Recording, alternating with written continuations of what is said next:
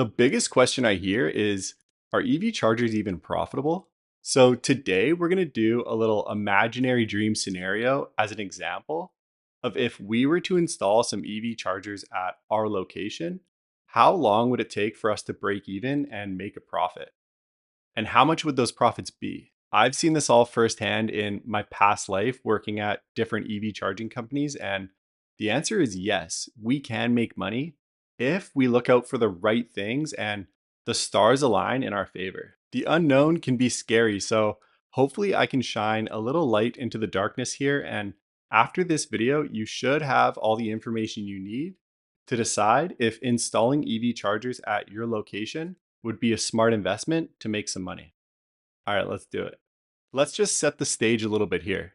So today we're talking about level 2 EV chargers, not level 1 EV chargers that you'll usually find at home, and not level 3 DC fast chargers that you see on the side of highways like those Tesla superchargers.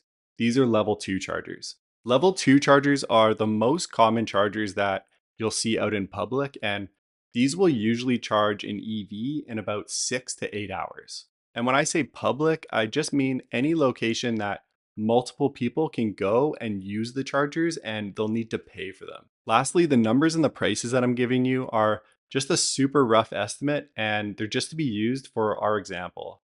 And they're also in Canadian dollars. And keep in mind, these prices will swing greatly depending on where you live and where your location is. The only true way to determine cost is to get a quote from an electrician for your specific project and building, which I can help you with if you need.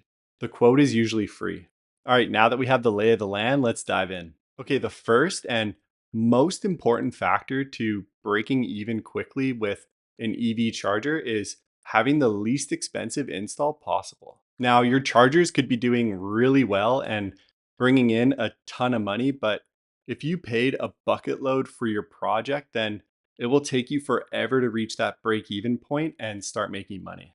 The cheaper the installation, the more profitable the EV chargers will be for you. But how do we make sure that we have an inexpensive install? Here are the 3 keys to make sure you have a low cost installation. The first one is power.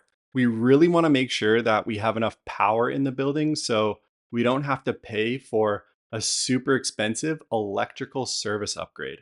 If we have to pay for an electrical service upgrade, it will cost thousands of dollars and will absolutely kill our return on investment time. We can figure this out by having an electrician stop by and take a quick look at our electrical room. It's no big deal. The second one is how the chargers are mounted or what's supporting them. We want our EV chargers to be wall mounted and not pedestal mounted. This just means having the chargers supported by a wall and not sitting on a pole in the ground, which is called a pedestal. If you need to have pedestal mount chargers, then you'll need to dig up all the concrete and run the wires underground, which will also cost thousands of dollars. The third one is having the EV chargers as close to the electrical room as possible. The further away the chargers are from the electrical room means more labor hours the electrician will need to spend on site and more material costs for us to pay for super long conduit to reach the electrical room. So for our imaginary dream scenario, we own a business in a popular location with lots of traffic. We installed 2 EV chargers that are wall mounted. They're close to the electrical room and we have lots of power in the building. If we can hit these 3 points and we have a fair electrician, then the cost for us is most likely going to be around 4 grand per charger. And this is all in for the installation, the charger, and the permits if necessary. So for our 2 chargers that we just installed, it cost us 8 grand in total. Now, the next biggest factor to determine how quickly we can break even is how much money we can get back from the government in rebates or incentives. This is honestly such a big factor, and it can cut our time to break even in half if we're able to get maximum rebates from the government. Remember, wherever you live, there's a pretty good chance that the government has some form of incentive that will offer to help pay for a portion of the project. Now, there are different rules and restrictions that apply, but if we're eligible, then there's a good chance that the government can pay up to 50% of the project, or sometimes it's $2,000 per charger. So in our dream scenario, we just received 4 grand from the government to pay for half of our project, which now brings our total investment to $4,000. Okay, but there's still some ongoing expenses. After we install our EV chargers, there's still some costs to keep in mind. And the first one is networking fees. So most EV charging companies will bill a monthly fee for them to manage the network.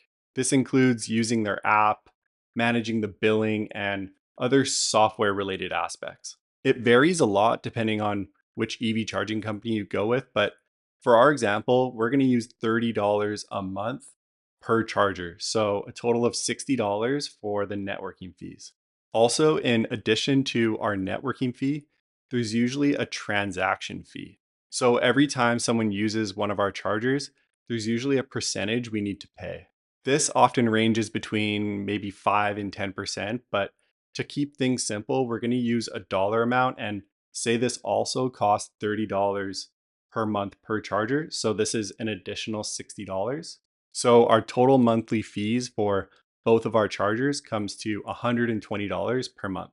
Next up is electricity costs and profits. Remember, we still need to pay for the electricity that's going into the chargers. We're essentially just reselling our electricity for a marked up cost. We want our chargers to be as fast as possible because we're billing by the amount of electricity that's consumed.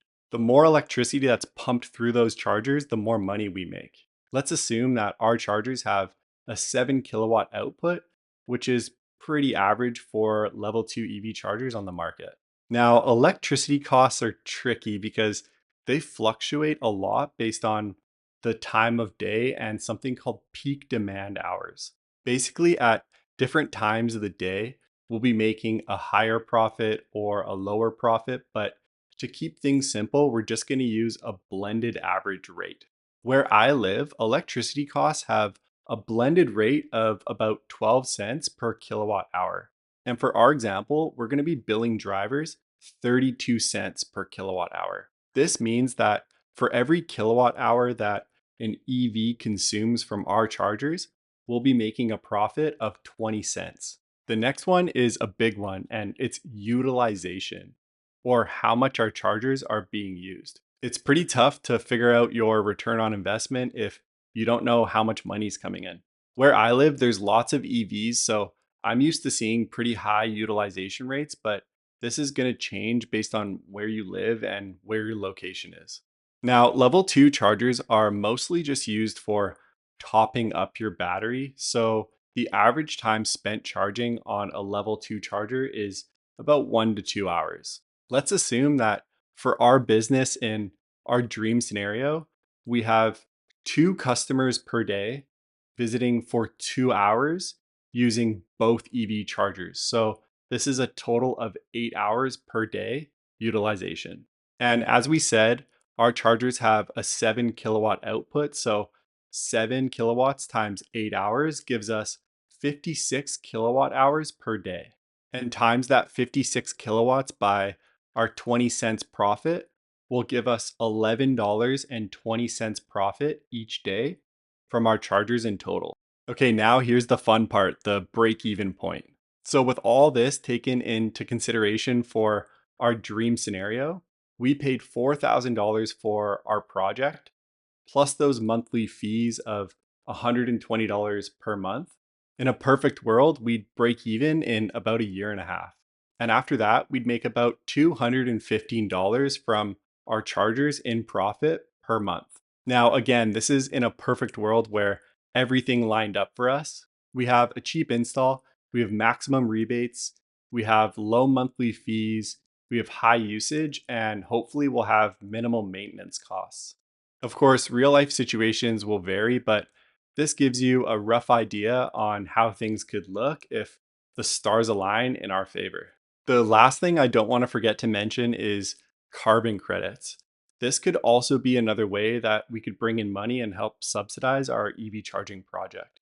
Our chargers can actually generate carbon credits. Every 1,000 kilowatts, or what's called a megawatt, that goes through our chargers will equal one carbon credit.